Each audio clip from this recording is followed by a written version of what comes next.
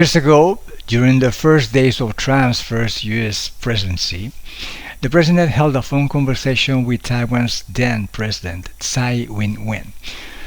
Formally, it was a call of congratulations, but the episode deeply shocked international diplomacy because it broke with a practice that had been consolidated for decades.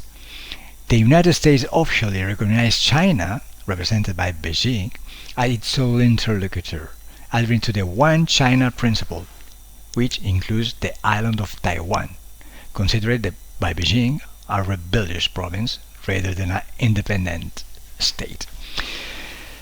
Trump, however, simply by speaking directly with Taiwan, accepting congratulations for his electoral victory, and potentially inviting Tsai Ing-wen to the White House for the inauguration ceremony, behaved as if he were dealing with a sovereign state rather than a Chinese Sea province.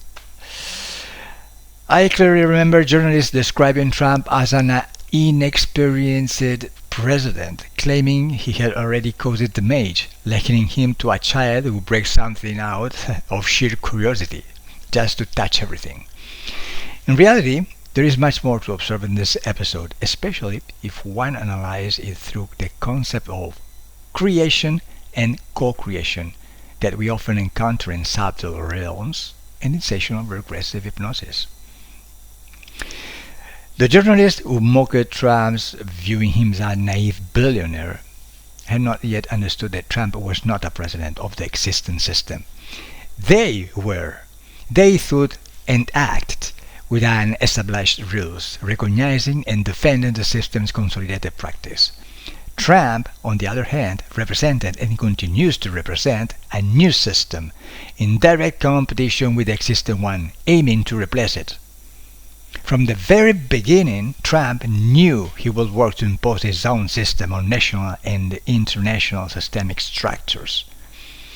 Trump entered the White House not to continue a power model that had already been established. As other presidents before him had done, Trump entered the White House not to continue a power model that had already been established, as other presidents before him had done, but to attempt to replace it with his own, by breaking balances that appeared stable.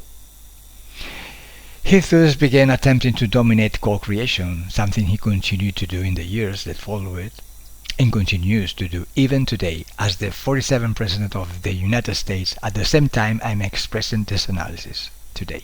In the future post, we will continue to talk about co-creation, particularly those dominated by the United States, which today significantly affect the lives of all human beings worldwide.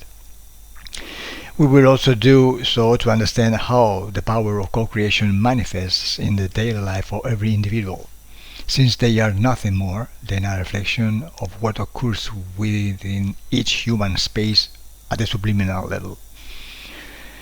When a person complains about their life, about toxic family relationships, about work, about social relationships, when they experience a sense of imprisonment within routines in which they feel trapped, when they surrender to mere endurance as a palliative to avoid the risk of seeing their rebellion punished, they should ask themselves whether they are fitting the current system in the role of a pawn, or whether they are beginning to understand the co-creation they are in, identifying its weak points that will allow them to escape it.